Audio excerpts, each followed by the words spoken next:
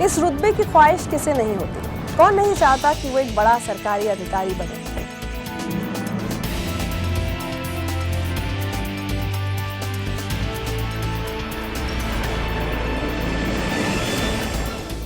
हर साल लाखों लड़के लड़कियां यही सपना लिए यूपीएससी की परीक्षा में बैठते हैं और चुने जाते हैं तकरीबन 1000। और इन 1000 में भी कुछ ऐसे होते हैं जिनकी आंखों ने जब आईएएस बनने का सपना देखा होगा तो शायद उनकी नींद टूट गई होगी। जब उनके दिल ने ऊंची उड़ान भरने की ख्वाहिश की होगी तो उनके दिमाग ने उन्हें जिंदगी की कड़वी हकीकत दिखा दी होगी।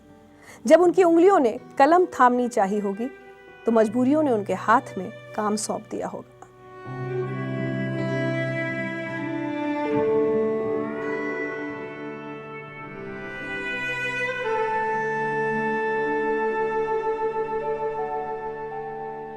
कितना अच्छा है ना कि सपने देखने के पैसे नहीं लगते, वरना सिर्फ अमीर ही बड़े बड़े सपने देख पाते।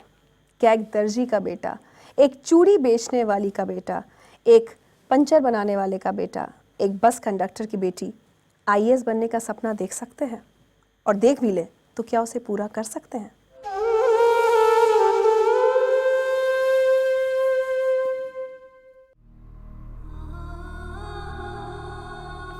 उम्मीदों ने उड़ान भरी तो किस्मत ने पंख कतर दिए। जब मंजिल तय हुई तो मजबूरियां मुंह बाए खड़ी थी। एक मासूम पढ़ना चाहता था, कुछ बनना चाहता था, लेकिन पिता का साया सर से उठते ही उसे अपने ही चाहतों से नफरत होने लगी। जो सपने उन मासूम आंखों ने संजोए थे वो बिखरने लगे। लेकिन माँ की ममता और कुछ कर गुजरने की उसकी चाहत ना तो उसकी गरीबी के आड़े आई और ना ही उसकी मजबूरियों के। उसके बुलंद हौसलों ने आखिरकार वो सब कुछ हासिल किया जो वरुण बर्णवाल करना चाहता था।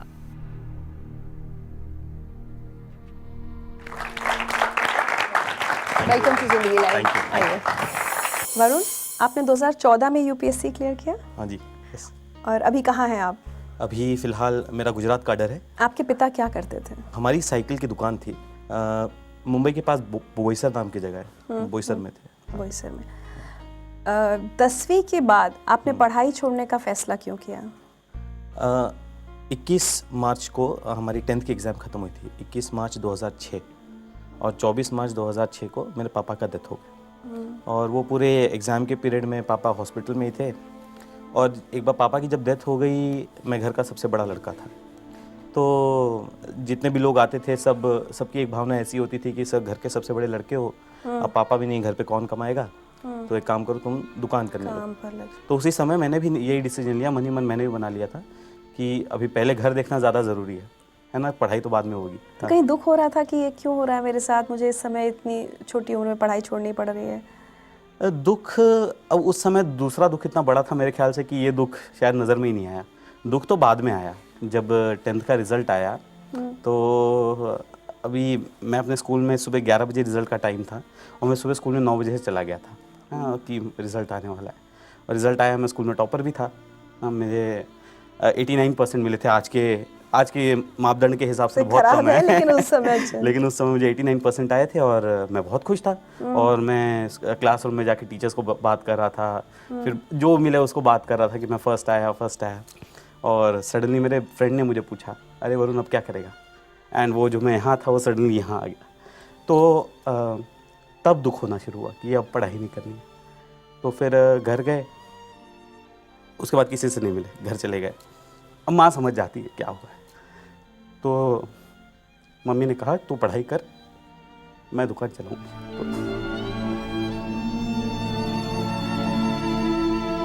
आपकी माँ को यहाँ बुलाया जाए? हाँ, बुलाया।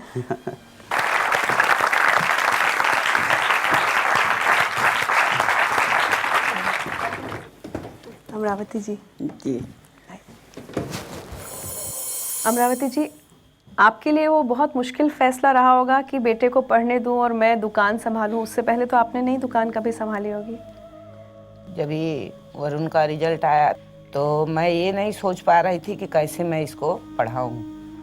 तो मेरा बेटा बोला कि मम्मी मैं 1 साल दुकान करूंगा फिर पढ़ूंगा। मैं बोली कि नहीं, 1 साल खराब हो जाएगा आगे चल के। फिर तो मैं ये बोली कि मैं पढ़ाऊंगी ज़रूर, भले मुझे कितनी भी मेहनत करनी पड़े। मैं ये सोचती थी कि दुकान पे 10 पंचर बनेगा 100 रुपया होता है, 50 रुपए में सब घर का काम चलेगा, 50 रुपया मैं अपने बच्चों के लिए पढ़ने के लिए रखेगी। तो 50-50 रुपया रोज का, 30 दिन का 1500 रुपया, और सारी फीसें भर जाएंगी। मैं ये ध्येय से दुकान पे खड़ी हुई। आपने एक मैसेज सुनवाना है। 11th एडमिशन के वक्त हमने बोईसर में एडमिशन मेरे बच्चे के लिए लेना चाहिए, तो मैं बोईसर चला गया था किसी वो उसका फीस भरने के लिए। तो तब वहाँ रास्ते में मैंने देखा कि वरुण की दुकान लग रही है और वरुण रिपेयरिंग कर रहा है साइकिल। मैंने जाके उसको पूछा, वरुण ये क्या कर रहे हैं तू? तो बोले सर ये मेरा काम है, तो मुझे करना पड़ेगा। मुझे इतना अच्छा लगा कि जो लड़का अपने पिताजी के काम को अच्छा समझता है, वो छोटा नहीं समझता है, और उसने मेरे को बताया कि जो उसको जब फीस नहीं दे सकता है 11th की एडमिशन के लिए, तब वो कुछ 7,000 रुपये भरने थे, छोटे से अमाउंट, बहुत छोटी थी वो। तो मेरा दिल गवारा नहीं किया कि बच्चा इतना होनहार है, साइकिल की दुकान पे बैठे, तो क्यों ना इसे थोड़ा सा एक जरिया बनाया जाए कि आगे जाने के लिए उसको।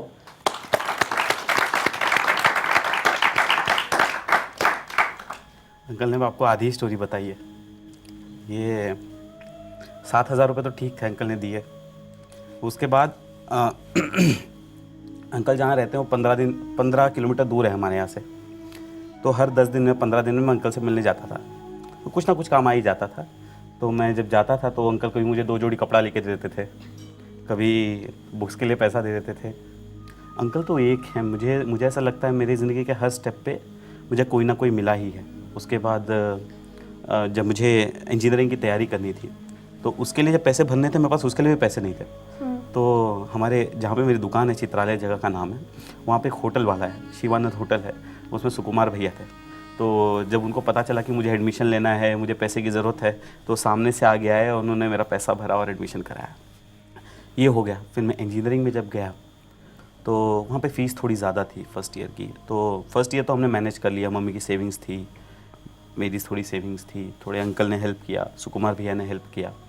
तो मैं जब वहाँ गया था तो मेरे दिमाग में बहुत चीज़ें क्लियर थी कि मुझे पढ़ाई करनी है और मुझे किसी भी तरीके से मेरा सेकंड ईयर में मुझे फ्रीशिप लेनी है, मतलब स्कॉलरशिप लेनी है। इसमें मैं अपने छोटे भाई का एक बात बताता हूँ कि मैं पुणे में था, तो उस समय तक तो ये सब सोचा भी नहीं था ऐसे ही। तो मम्मी हर महीने पैसे भेजती थी ना, तो उसके लिए जब कॉल करता था मैं पूछता था, तो खाली वो उम्र में मुझसे छोटा है, बाकी हर चीज़ में बड़प्पन है वो। हाँ।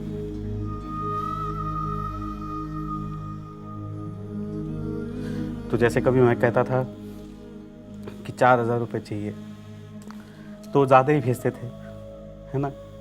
और मतलब वो मेरे को पता था इसको यदि 1,000 रुपए की ज़रूरत है तो मम्मी को 500 ही बोलेगा, इसलिए हम दोनों, मेरा छोटा बेटा और मैं, ऐसे सोचते थे कि उसको 6-7 हज़ार की ज़रूरत होगी तो 4,000 मांगा। ऐसा करके हम लोग 1,000-2,000 ज़्यादा ही भेजते थे। आपका एक मैसेज है।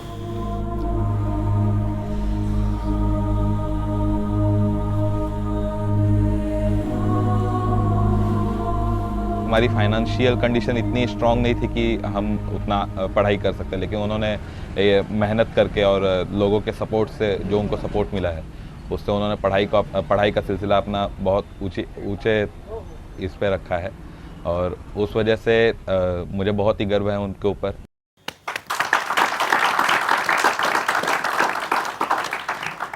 आपको कभी ऐसा नहीं लगता था कि घर में अगर थोड़ा पैसों की दिक्कत है या बहन है छोटी, तो ये जल्दी नौकरी वोकरी करें कि एग्ज़ाम की तैयारी किए जा रहे हैं? नहीं मैम, लगता था जब ये इंजीनियरिंग का ये आया था, पैकेज आया था और इसने छोड़ा, IAS में जब भी बैठा, तो मैं 3 महीना इससे बात नहीं की। नौकरी लग गई थी क्या? मेरी प्लेसमेंट भी हुई थी। हाँ। और अच्छी पैकेज से प्लेसमेंट हुई थी। तो बहुत मेहनत किया, बहुत दिसंबर में ही शुरू किया, और एग्ज़ाम हुआ तो पहले उसमें पास हो गया। मेरे को बोलना नहीं आता कौन सा एग्ज़ाम था, बहुत अच्छे नंबर से भी पास हुआ, 32वां रैंक था भारत में। मेरे को पता ही नहीं था कि IAS इतनी बड़ी डिग्री होती है। एक बहुत इंटरेस्टिंग चीज़ बताता हूँ, मेरी मम्मी को IAS बोलना नहीं आता था, है ना। तो मम्मी किसी से बात करती थी, बोलती IPS ऑफिसर बना। ठीक है, अब ये तो ठीक था, मैं मम्मी को समझाता रहा कि मम्मी IPS नहीं है, IAS है ना। तो मम्मी ने IPS बोलना छोड़ दिया, मम्मी बाद में बोले ISI ऑफिसर बन गया, है ना। तो मैं बोलता था नहीं मम्मी ISI नहीं, आप IPS ही ठीक है।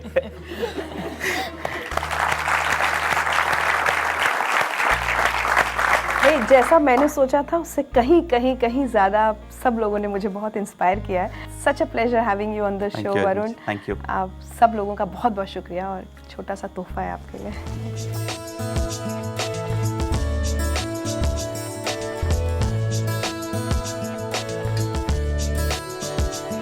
ओह वाह।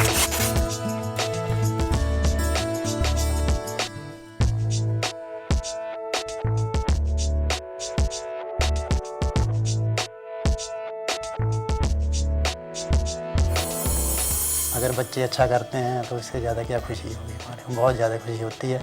मेहनत की है इन्होंने और मेहनत का फल मिला है।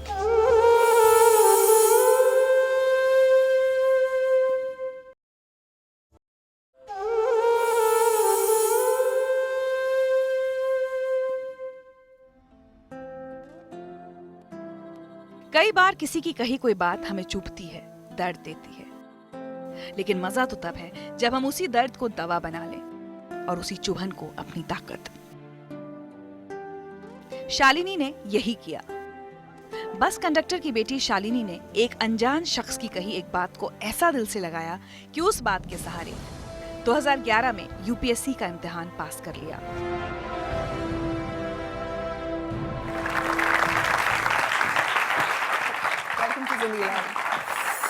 शालिनी, बहुत बहुत स्वागत है जिंदगी लाइव में आपका। So much, thank you so much. पता है, अपने दिल की एक बात बताती हूँ, यूनिफॉर्म में लड़कियाँ मुझे बहुत अच्छी लगती है, तो शायद बचपन का कोई सपना मेरा जो पूरा नहीं हुआ होगा, तो it's such a pleasure seeing young girls in uniform. एक बात बताइए सबसे पहले, वो कौन सी बात थी, किसने कही थी जो इतना चुभ गई कि आज आप आईपीएस ऑफिसर हैं? एक बार हम लोग बस से ही ट्रेवल कर रहे थे, my father was on job in that बस। ओ, उसी बस में? एब्सोल्युटली। अच्छा। तो one man standing, I don't know, हमें किसी को भी पता नहीं था वो कौन है। उन्होंने अपना जो हाथ है वो जहाँ मेरी मदर बैठे थे उस सीट के पीछे फॉर सपोर्ट उन्होंने पकड़ा था।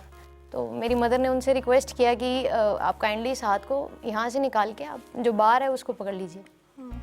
तो एक दो बार इस तरह के इंसिडेंट्स पे वेरी रूडली ही सेड कि आप क्या डीसी लगी हुई हैं कि मैं आपकी बात सुन के आपकी बात मान जाऊँ। तो as a kid I felt कि ये डीसी क्या होता है। ये डीसी कौन होता है इसकी बात? हु इज़ द डीसी जिसकी बात सब मानते हैं? मतलब आई थिंक 10th के आसपास मुझे एक्चुअली थोड़ा सा क्लियर हुआ कि डीसी एसपी जो होते हैं वो एडमिनिस्ट्रेशन के मेन लिंक्स हैं गवर्नमेंट के। वैसे हमें पता चला कि बचपन से आप काफ़ी टॉम बॉयज थी, लड़कों की तरह हरकतें करती थी, कुछ सुनवाते हैं आपको? तू कंचे खेलती थी लड़कों के साथ जब गली में, तो मैं तेरे को मना करती थी कंचे नहीं खेलती लड़कियां, तो तुम बोलती थी नहीं मम्मा खेलते हैं। तो क्या हुआ, मैं भी लड़का हूँ, बड़ी होके लड़का बनेगी, ये लड़कों वाले काम करती है, ऐसे बोलते थे लोग। हमें फिर आवाजें लगाते थे, वो रितु की मम्मी वगैरह, देखो आपका लड़का कैसे खेल रहा है जंगल में।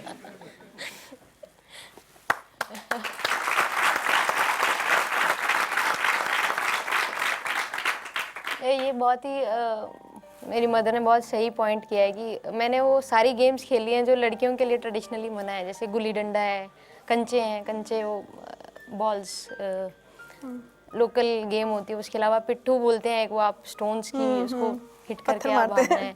क्रिकेट खेला है मैंने, उस पूरी 2 टीम्स में एक मैं ही लड़की होती थी। तो आपने अपनी माँ को स्ट्रगल करते देखा है आपको पढ़ाने के लिए, परिवार को साथ रखकर कि बच्चे आगे बढ़ें? कुछ शेयर करना चाहेंगे आप अपनी मदर के बारे में? एक तरह से हम कह सकते हैं कि हमने जो भी घर पे रह के जितना भी स्टडीज़ की तरफ या एज अ पर्सनैलिटी ग्रो किया है, उसमें मदर का कंट्रीब्यूशन बहुत ज़्यादा है। उनकी सोच ऐसी थी कि आप पढ़ाई के साथ और चीज़ें भी आपकी डेवलप होनी चाहिए। अच्छा।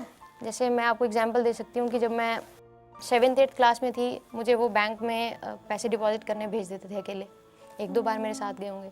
तो उनका आइडिया ये था कि आप बाहर जाओगे, उसी तरह से आप सीखोगे, उसी तरह से आप में कॉन्फिडेंस आएगा।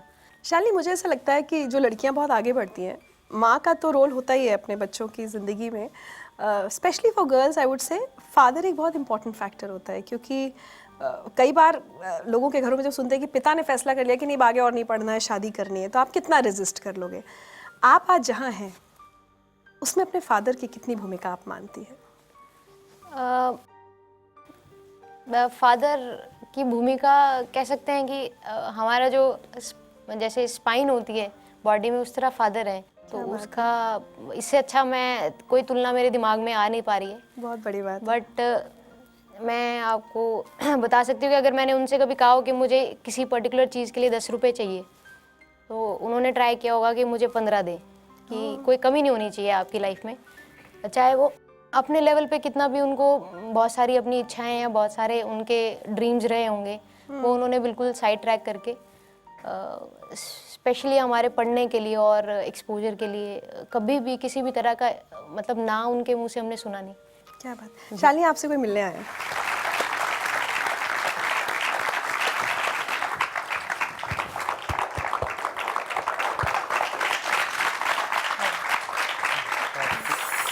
रमेश जी, अगर मैं आपसे पूछूं, पूछो। एक बस कंडक्टर कभी सोच सकता था कि बेटी एक दिन आईपीएस ऑफिसर बनेगी? नहीं सोचा तो पहले कभी नहीं था, लेकिन जैसे जैसे इनके बारे में मालूम पड़ता चला भी ये भी कुछ जॉब है, जो ऐसा है कुछ है। एक बार की बात है, हम जब ये 10th पास की इस बेटी ने, तो इसके 98% नंबर आए 10th में। तो इसको पालमपुर में है CSIR, वहाँ पे इनको इनवाइट किया। तो वहाँ पे सभी बच्चों ने वहाँ डिबेट किया। तो जब भाषण की प्रतियोगिता आई तब बेटी सब ने, किसी ने कहा मैं डॉक्टर बनूंगा, किसी ने कहा मैं वो वैज्ञानिक बनूंगा। लेकिन जब मेरी बेटी की पार्टी आई तो इसने कह दिया मैं IPS बनूंगी या IAS पास करूंगी। तो फिर जब इसने कर लिया, अपना क्लियर कर लिया, सब कुछ IPS बन गई, तो फिर हमारे को बहुत खुशी हुई भी मेरे साथ वायदा किया था वो पूरा कर लिया बेटी ने। क्या बात है।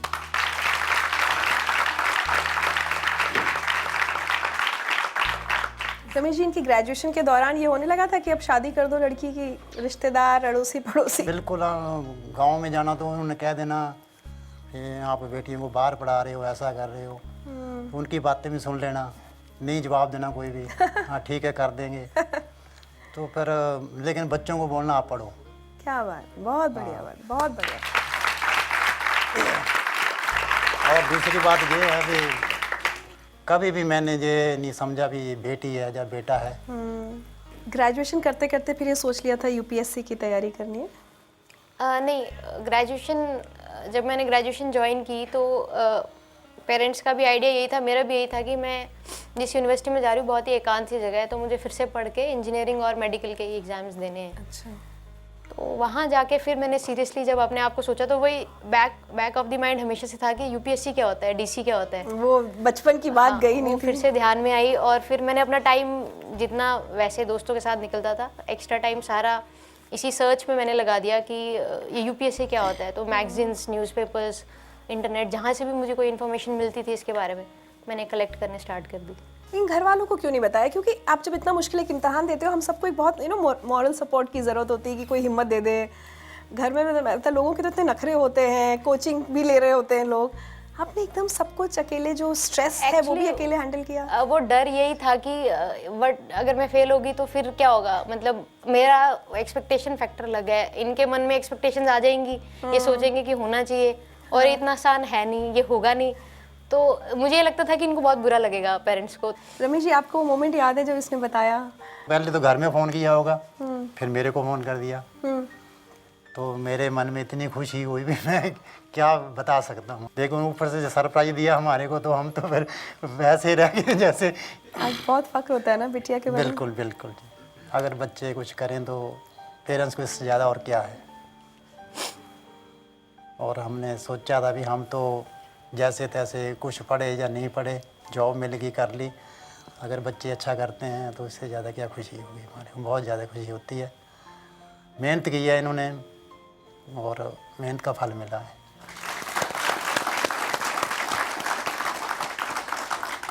आपकी एकेडमी की ट्रेनिंग के बारे में नहीं पूछा, उसमें भी आप बेस्ट स्टूडेंट रही हैं, आपको राष्ट्रपति से पुरस्कार मिला है, थोड़ा उसके बारे में बताइए।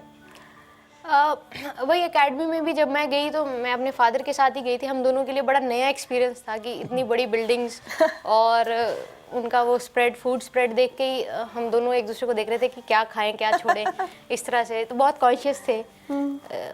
वहाँ से वो चीज़ें डिस्कवर, आप नई चीज़ें सीखते हो, लोगों से मिलना, कैसे खुद को इंट्रोड्यूस करना है, जो चीज़ें आप कभी लर्न नहीं कर पाए किसी भी स्टेज पे।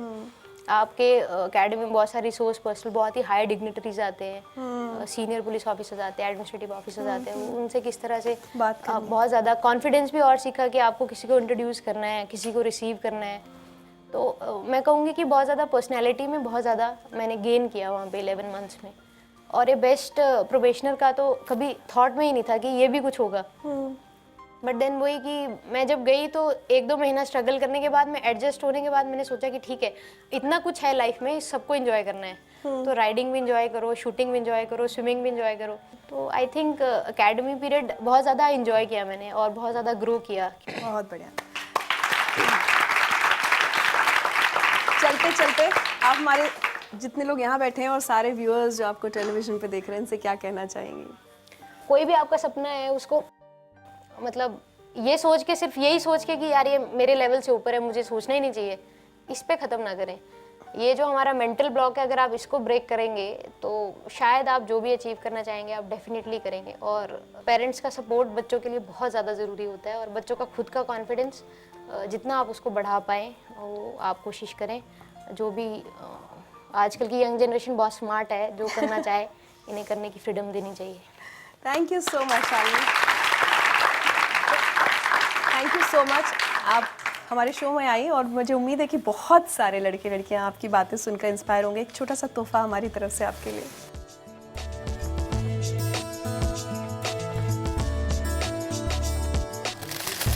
Oh wow, thank you so much.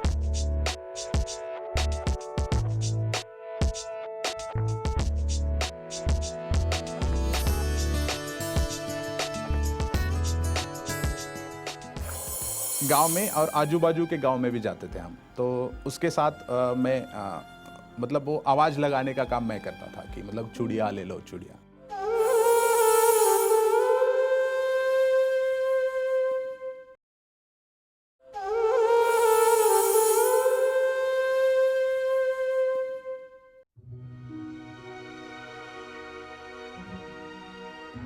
छोटी सी उम्र में उसके सामने चुनौतियां बड़ी थीं। मजबूरियों ने स्कूल बैग उठाने वाले कंधों पर परिवार की जिम्मेदारियां लाद दी। किस्मत रामू को हराने की जितनी कोशिश करती, रामू की जीतने की जिद उतनी ही पक्की होती जाती। और उसी जिद के साथ रामू ने खुली आंखों से सपने देखना शुरू किया। आखिरकार किस्मत को रामू से हार माननी ही पड़ी। साल 2012 में महाराष्ट्र के छोटे से गांव महागांव में चूड़ी बेचने वाली विमल घोलप के बेटे रमेश ने यूपीएससी की परीक्षा पास कर ली।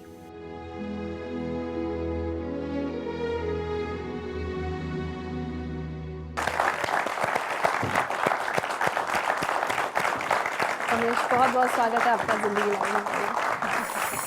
रमेश, 2012 में आपने यूपीएससी का एग्जाम क्लियर किया। यस। अब मुझे एक बात बताइए, छोटा सा गांव महाराष्ट्र का, आपकी माँ चूड़ी बेचा करती थी, कब पहली बार ये समझ में आया कि यूपीएससी का कोई एग्ज़ाम होता है या मुझे एग्ज़ाम क्लियर करना है?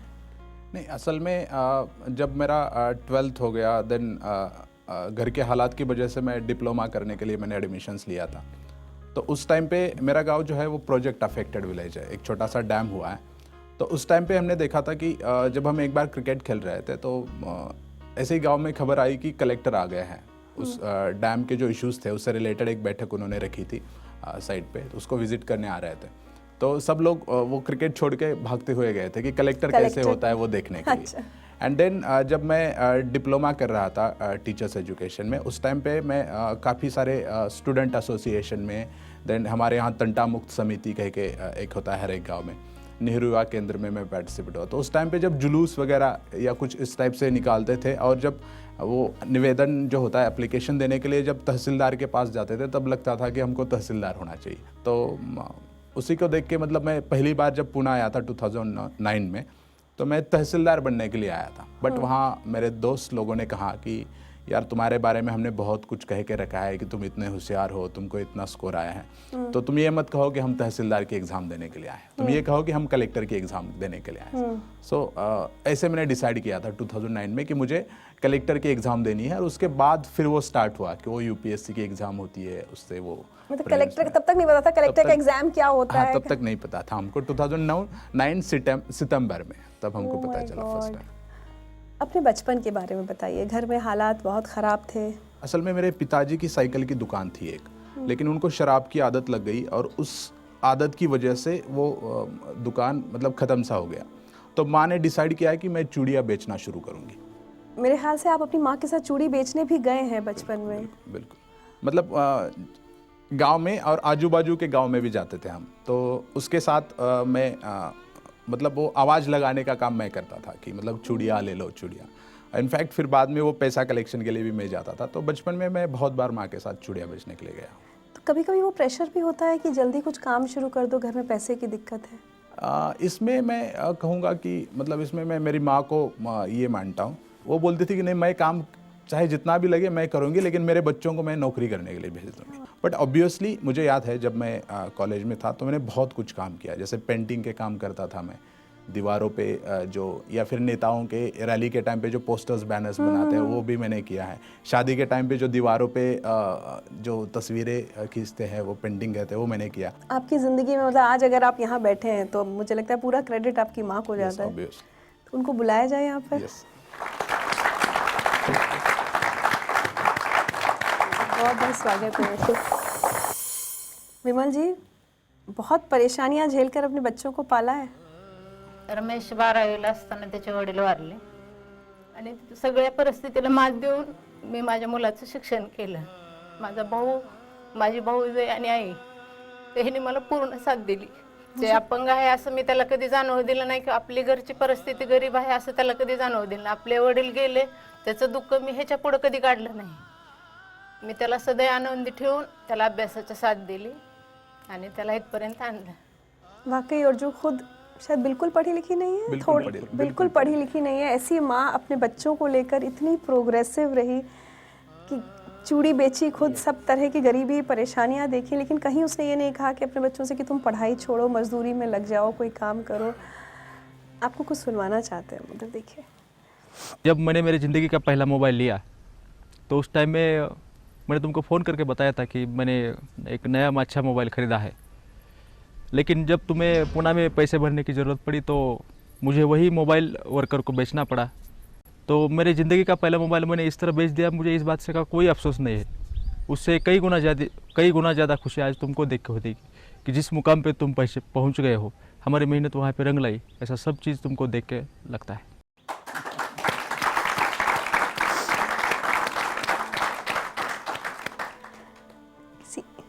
एक इंसान की तरक्की के पीछे कितने लोगों की मेहनत, कितने लोगों के सपने जुड़े होते हैं।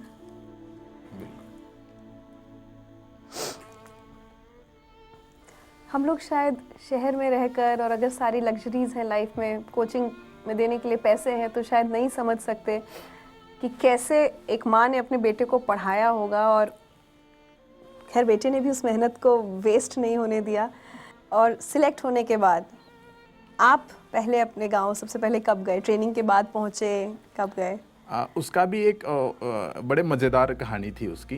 जब मैं फर्स्ट अटेम्प्ट 2012 में फेल कर गया, यूपीएससी का, पुणे में आया था, तो फिर पैसा आना बहुत मुश्किल हो गया, तो मुझे पुणे छोड़ना पड़ा कि मतलब हालात बहुत ख़राब हो गए। तो उस टाइम पे इलेक्शंस लग गए गांव में पंचायत के, तो इसको टिकट, माँ को टिकट ले लिया हमने, पंचायत का इलेक्शन के लिए खड़ा करवा दिया और सब छोड़ दिया मैंने और गांव चला गया। तो हम 7 लोग थे जो खड़े हुए थे पंचायत से, तो हमको पूरा विश्वास था कि हमारी पूरी पैनल जीत जाएगा। और रिजल्ट आया और हमारे 7 सीट हार गए, मतलब कोई नहीं जीता हमारा। तो मतलब मैं बहुत इमोशनल आदमी हूँ, हम रोने लगे। तो मैं उसी इमोशन में खड़ा हो गया वहाँ पे और बोलने लगा कि ठीक है, आज हम नहीं रैली निकाल सकते हमारे, अब उस दिन निकालेंगे जिस दिन मैं क्लास 1 अफसर बनूंगा। और मैं उसी दिन गांव में आऊँगा जब मैं क्लास 1 बनूंगा और रैली के साथ ही आऊँगा, तब तक मैं गांव में कदम नहीं रखूँगा। तो 23 अक्टूबर 2010 का वो दिन था। तो 23 अक्टूबर 2010 के बाद मैं 12 मई 2012 को गया और वो भी रैली के साथ गया था, मतलब जब मेरा यूपीएससी का रिजल्ट आया। माँ को समझ में आता है कि कितना बड़ा अधिकारी है अब मेरा बेटा? उसको समझ में आता है तहसीलदार और कलेक्टर, और बाकी कुछ समझ में नहीं आता। जैसे जो भी लोग मतलब जब मैं कहता था कि मेरा एमपीएससी का रिजल्ट आया या यूपीएससी का दिया है, मेंस दिया है, तो वो कह दिए थी तहसीलदार बन जाओ। हाँ, वो बोलती थी कि तहसीलदार की कि कलेक्टर की दी है, वो बता दो। मतलब अभी भी सिर्फ वो यही बता दिया कि मेरा बेटा कलेक्टर है। सारी परेशानियां, दुख सब खत्म हो। फिर भी चूड़ियाँ बेचती है अभी भी, कहती है कि ये मैं नहीं छोड़ूंगी क्योंकि इसकी बदौलत मैंने तुमको बड़ा किया है, तुम IAS बन भी गए तो इसको मैं बंद नहीं करूँगा। रमेश, बहुत अच्छा लगा आपसे और आपके पूरे परिवार से मिलकर। एक तोहफा है हमारी तरफ से आपके लिए।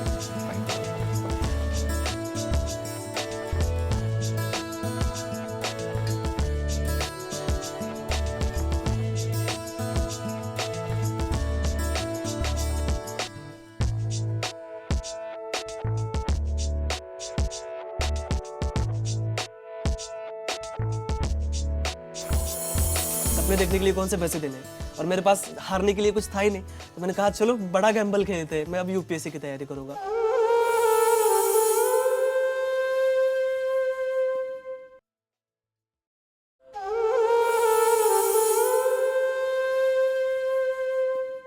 उसके घर में इतनी गरीबी थी कि जब वो चौथी क्लास में था तो उसके पिता उसकी पढ़ाई छुड़वाकर उसको काम पर लगाना चाहते थे। टीचर के समझाने पर जैसे तैसे पढ़ाई तो बच गई, लेकिन जिंदगी आसान नहीं हुई। उसने अपनी पढ़ाई का खर्च उठाने के लिए होटल में वेटर का काम किया, पिता के काम में हाथ बटाया। वो पढ़ता जा रहा था बिना ये जाने कि उसको बनना क्या है। लेकिन एक बार एक अधिकारी ने उसके पिता से रिश्वत मांगी और उस दिन शेख अंसार अहमद ने यह तय कर लिया कि वो एक अधिकारी बनेगा। महाराष्ट्र पीसीएस की परीक्षा वो पास नहीं कर पाया, लेकिन यूपीएससी की परीक्षा उसने पहली कोशिश में ही न सिर्फ पास कर ली, बल्कि 361वीं रैंक भी हासिल की।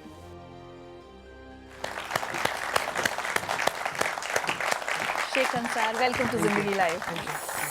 अंसार, बहुत बहुत बहुत स्वागत है आपका जिंदगी लाइव में। मुझे बहुत अच्छा लग रहा है इतने यंग ऑफिसर को अपने सामने देखकर। चाहूंगी कि आप सबको बताएं कि किस उम्र में आपने यूपीएससी की परीक्षा क्लियर की है।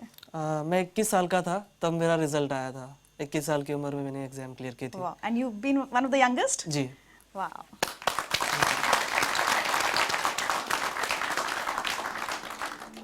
बहुत गरीबी के दिन देखे हैं बचपन में?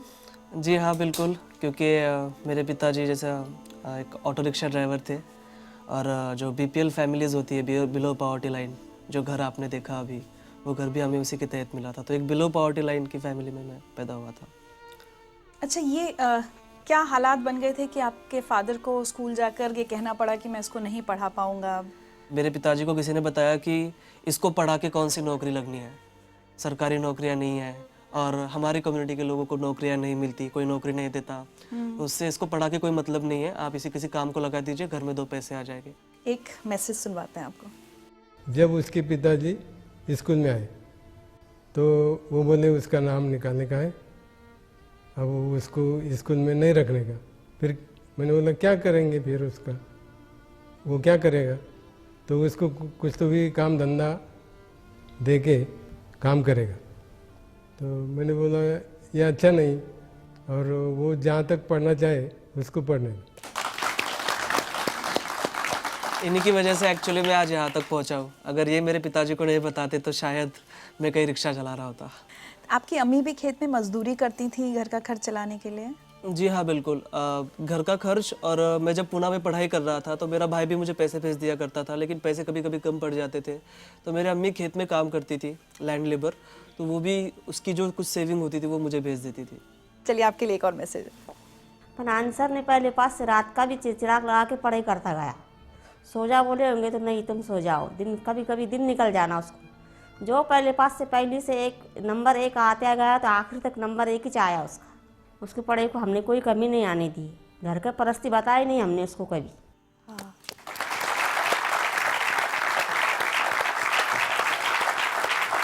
और उस दौरान भी परिवार की स्थिति तो बदली नहीं थी, दिक्कतें थी। उस समय भी आपको बहुत काम वाम करना पड़ा अपनी किताबों का खर्च उठाने के लिए। 10th में मेरी छुट्टियां चल रही थी और मुझे कंप्यूटर सीखना था, तो MSc IT का कोर्स आता है, वो कोर्स मुझे करना था। उसकी फ़ीस थी लगभग 2800 समथिंग, उस वक्त उसकी फ़ीस थी। पे करने के लिए पैसे नहीं थे, तो मैंने मेरे अब्बू को बताया कि भाई ये रेस्टोरेंट है, यहाँ पर मुझे काम करना है, मुझे वो लगभग 3000 रुपये तक कुछ पगार दे रहे हैं। अब्बू ने कहा ठीक है, तुमको करना है तो करो। फिर मैं उस रेस्टोरेंट में काम करता था, सुबह 8 बजे से लेकर रात में 11 बजे तक वो काम होता था।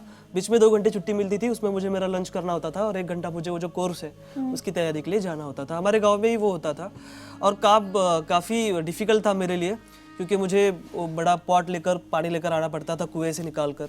फिर उसके बाद जो कस्टमर्स आएंगे उनको चाय सर्व करना, उनका टेबल वगैरह साफ़ कर देना, ये सब इस तरह का काम एक वेटर का काम था। और उसके बाद जब 10 बजे होटल बंद हो जाता था, गांव में 10 बजे जनरली हमारे बंद हो जाता था, तो 1 घंटा मुझे जो फर्श वगैरह होता था वो सब साफ़ करना होता था बैठ के हाथ से। तो वो काम मैंने किया। तो घर में सिर्फ आप ही सबसे ज़्यादा पढ़े लिखे हैं, बाकी सबकी पढ़ाई छूट गई, काम करने लग गए या शादी हो गई बहनों की? जी, घर में नहीं, पूरी जनरेशन का मैं फर्स्ट ग्रेजुएट हूँ। हमारे पूरी जनरेशन में कोई पढ़ा नहीं है, तो घर का मैं अकेला ही सबसे ज़्यादा पढ़ा लिखा हूँ। और बाकी के जो बहनों की शादी हो गई थी जल्दी, और भाई जब 5th स्टैंडर्ड में था तब से वो मेरे मामा के पास काम करता था। एक मैसेज और सुने जी। मुझे स्कूल में जाना पसंद नहीं था, यानी मुझे इंटरेस्ट नहीं था उसमें पढ़ने के लिए, पढ़ाई के लिए। और मैं एक बार 6वीं में ही फेल हो गया था। तो जब से मैंने स्कूल छोड़ी और मैंने दिल में ठान लिया कि मैं तो इतना होशियार नहीं हूँ, लेकिन मेरा भाई मुझसे भी ज़्यादा होशियार है, इसलिए मैंने स्कूल छोड़ के अपने मामा की तरफ काम के लिए गया। लेकिन इतना मुझे गर्व है कि मेरा भाई मेरे वजह से कुछ ना कुछ आज बन गया। मेरे सक्सेस का बहुत बड़ा क्रेडिट जो है मेरे माता पिता के बाद मेरे भाई को जाता है। क्योंकि देखिए अक्सर ये होता है कि बड़ा भाई छोटे भाई के पढ़ाई के लिए पैसे खर्च करता है, लेकिन यहाँ उल्टा था। छोटा भाई रात दिन मेहनत करके बड़े भाई को पैसे दे रहा था। ये आपसे छोटे हैं? जी। और मैंने 10वीं की छुट्टियों में काम किया, 12वीं की छुट्टियों में काम किया, कॉलेज के फर्स्ट ईयर की छुट्टियों में काम किया। लेकिन लास्ट के 2 साल जो बहुत अहम थे मेरे प्रिपरेशन के, उस वक्त मैंने कहीं कोई जॉब नहीं की। मुझे जो सारे पैसे थे मेरे भाई पूरी डेट के ऊपर मुझे ट्रांसफ़र कर देता था बैंक में। तो बहुत बड़ी बात थी मेरे लिए। अच्छा एक बात बताइए, कभी आपने अपने अब्बू से शिकायत की कि अब्बू अगर 4th में तब वो नहीं आप मेरे टीचर की बात मानते, या अगर मेरी पढ़ाई छूट जाती तो आज मैं IAS ऑफिसर नहीं होता? मैंने कभी मेरे अब्बू से कोई शिकायत नहीं की है। कोई गरीब नहीं चाहता कि उसका बेटा कभी ना पढ़े, कहीं मोल मजदूरी करे चाइल्ड लेबर के तौर पर, कोई बाप नहीं चाहता। लेकिन वो मजबूरियाँ थी उनकी। सो मैं बहुत रिस्पेक्ट करता हूँ मेरे पेरेंट्स की। आज तो वो बहुत फख्र महसूस करते होंगे आपके ऊपर? जी जी जी। एक मैसेज और आया आपके लिए। 12वीं में उसको 100 पाव के 100 मार्क मिले, आर्ट्स में वो भी। तो मास्टर लोग मुझे वहाँ बुलाए, बाहर वाले कॉलेज में मेरा सत्कार रखे, मेरा स्वागत करे, मेरे को बुलाए। फिर मेरे और छाती ऐसी धड़कने को लगी कि मैंने बोला आप कुछ तो भी मेरा बच्चा बनने के काम का हो गया, कुछ तो भी है मेरे में ताकत। वो हिसाब से फिर मैं करते गया। फिर बाद में बोला अपने को जो घर भी बेचना पड़ा और दुकान भी बेचना पड़ी और गाड़ी भी बेचना पड़ी तो भी बेच डालेंगे, अपन अपने बच्चों को पढ़ाएंगे। उन्होंने मुझे पूछे कि आपका बच्चा क्या बना, तो मैं बोला सर मुझे वो भी नहीं मालूम, मेरे को इतना मालूम है कि मेरा बच्चा कोई ऑफिसर बनने वाला है। ये बताइए, अब ये सब हालात हो गए, उसके बाद ग्रेजुएशन, और दिमाग में ये कब आया कि मुझे यूपीएससी, मतलब गांव में जैसे आप पले बढ़े, आपको पता भी नहीं होगा कि यूपीएससी की परीक्षा भी कुछ होती है, तो ये सफ़र तक कैसे पहुँचे? हमको एक घरकुल योजना मिली थी BPL फैमिली के तहत। तो मेरे पिताजी तहसील ऑफिस में उसका चेक लाने के लिए गए थे। वहाँ के ऑफिसर ने कहा कि देखो अगर आप मुझे 10% देते हो, 30,000 हमको तब मिल रहे थे, 10% अगर आप देते हो इसका 3,000 रुपये, तो मैं आपको अभी चेक आपका सैंक्शन करा दूंगा फास्ट इमीडिएटली। ऐसे हालात में 3,000 रुपये की रिश्वत उन्होंने उस ऑफिसर को दे दी। तब उस वक्त मुझे रियलाइज़ हुआ कि करप्शन के सबसे बड़े शिकार हम जैसे गरीब लोग होते हैं। फिर 10th की छुट्टियों में हमारे एक क्लास टीचर थे मापारी सर, वो ब्लॉक एजुकेशन ऑफिसर बने। महाराष्ट्र पब्लिक सर्विस कमीशन के MPSC के जो स्टेट का एग्जाम होता है वो क्लियर करके ऑफिसर बन गए। उनका मैंने पेपर में नाम पढ़ा, फिर उनको मैं जाकर मिला, मैंने कहा सर आप ऑफिसर बन गए और मुझे भी ऑफिसर बनना है, कैसे बनते मुझे प्लीज़ बताइए। फिर उन्होंने मुझे MPSC के बारे में बताया। फिर मैं जब कॉलेज में गया 10वीं पास करके, वहाँ पर हमारे टीचर थे जो वो भी तैयारी कर रहे थे UPSC की। उन्होंने उनसे MPSC के बारे में पूछा और फ्लो में उन्होंने मुझे UPSC के बारे में बता दिया कि ये भी बड़ा, उससे बड़ा एग्जाम होता है, इसमें से IAS बन सकते हो, कलेक्टर बन सकते हो। सपने देखने के लिए कौन से पैसे देने, और मेरे पास हारने के लिए कुछ था ही नहीं। तो मैंने कहा चलो बड़ा गैम्बल खेलते हैं, मैं अब UPSC की तैयारी करूँगा। अंसर, कभी जब तैयारी कर रहे थे UPSC की, उस दौरान भी तो ये फेज़ आया होगा कभी कि ये प्रेशर बने कि अब छोड़ो, इसमें तो पता नहीं होगा या नहीं होगा, कोई छोटी मोटी नौकरी कर लेते हैं, कम से कम अब्बू अम्मी का हाथ बटाएं, ये प्रेशर था आपके ऊपर? जी बिल्कुल था।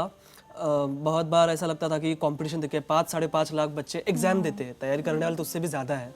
लेकिन बाद में खुद से ही मैं पूछता था कि ठीक है, मैं ये नहीं करूँगा तो क्या करूँगा, छोटी मोटी कहीं नौकरी कर लूँगा, उसमें मैं सेटिस्फाइड नहीं रह पाऊँगा, मुझे बड़ा करना है कुछ तो। और मैं पढ़ाई भी नहीं छोड़ सकता था क्योंकि देखिए मेरे सामने 2 ही ऑप्शन थे, डू और डाई। इसमें मुझे करना ही था और वही रीज़न है कि मैं इतनी फर्स्ट अटेम्प्ट में 21वीं साल की उम्र में ये क्लियर किया, क्योंकि मेरे पास दूसरा कोई ऑप्शन नहीं था। एक मैसेज और है आपके लिए। जब UPSC मेंस का रिजल्ट लगा उस दिन मैंने तुझे कॉल किया था और मैंने तुझे सबसे पहले बताया कि तू पास हो गया है। उस शाम हम मिले भी थे, तू बहुत खुश और इमोशनल था, मैं भी वो खुशी जाहिर कर रहा था। पर उस इतने बड़े दिन भी तेरे पास खाने के लिए पैसे नहीं थे। हम दोनों ने हमारे घर पे ही खाना खाया था। मेरे लिए ये बहुत बड़ी बात नहीं है कि मैंने तुझे खाना खिलाया, पर मेरे लिए ये अवसर था कि मैंने इतने कम उम्र वाले एक IAS ऑफिसर के साथ खाना खाया।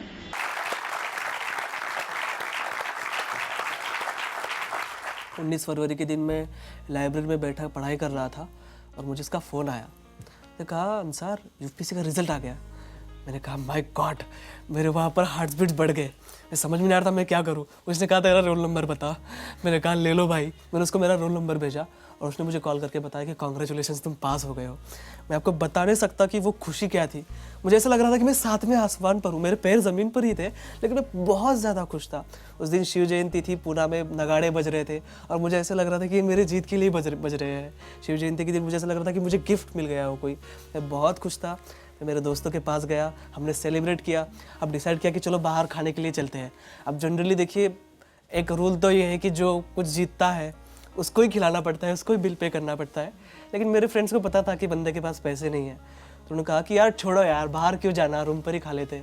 तो हमने उसके रूम पर ही खाना खाया था।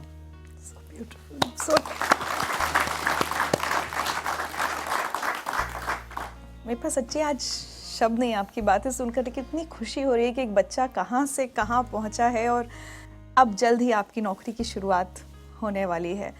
आपको लगता है अंसार, आप जहाँ से आए हैं, आपका जो बैकग्राउंड है, क्या वो आपको एक अलग ऑफिसर बनाएंगी? मैं ये सोचता हूँ कि मेरे लाइफ में मैंने जो फेस किया है वो किसी और को फेस ना करना पड़े। तो जाहिर सी बात है कि मैं एक अच्छा ऑफिसर बन पाऊँगा। मेरे साथ वो मोटिवेशन रहेगा। जब भी मैं किसी बच्चे को कोई काम करते हुए देखूंगा तो मुझे वो फील आएगा कि कुछ साल पहले मैं भी ऐसा काम कर रहा था और मुझे बहुत बुरा लगता था जब मैं किसी को चाय सर्व करता था या किसी का टेबल साफ़ करता था। तो वो फीलिंग आएंगी और मैं उसके लिए काम करूँगा। तो मुझे लगता है कि मैं एक अच्छा ऑफिसर बन पाऊँगा just because of my background. आज अगर पीछे मुड़ के देखते हैं और अपनी ज़िंदगी की कोई एक चीज़ बदलना चाहें तो क्या होगा? मेरी ज़िंदगी की मैं चाहूँगा कि मेरा बचपन फिर से आ जाए और मेरे पिताजी उसमें IAS हो जाए। मुझे तो जब मुझे कोई यूनिफॉर्म ना मिला हो या कोई किताब ना मिली हो तो वो मुझे मिल जाए। कोई एक मैसेज जो आप सब लोगों को, और सिर्फ जो यहाँ बैठे हैं वो नहीं, जो बहुत सारे लोग टेलीविज़न पर आपको देख रहे हैं और उसमें से बहुत सारे IAS की तैयारी कर रहे होंगे, उनको क्या मैसेज देना चाहेंगे? जी, मैं उनको यही मैसेज देना चाहूँगा, एक रिक्शा चलाने वाले का लड़का अगर IAS बन सकता है, जिसने अपनी लाइफ में सारे ऑड्स देखे हो, तो मुझे ऐसा लगता है कि हमारे देश का कोई भी बच्चा, और गरीब से गरीब बच्चा भी, और किसी भी मजहब का बच्चा IAS बन सकता है। आप सभी को मेरी बहुत बहुत शुभकामनाएं। Thank you so much Ansar. और जैसे मैंने एक तोहफा आपके लिए, ताकि आप हमें और हमारे शो को भी याद रखें हमेशा।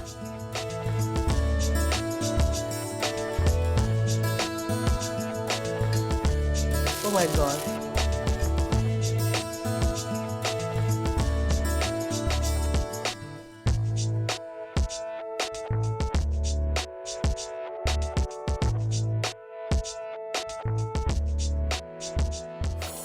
वाकई आज हम ये कह सकते हैं कि सपनों को जीना उन्हीं को आता है जिनको हर मुश्किल में भी मंजिल नजर आती है।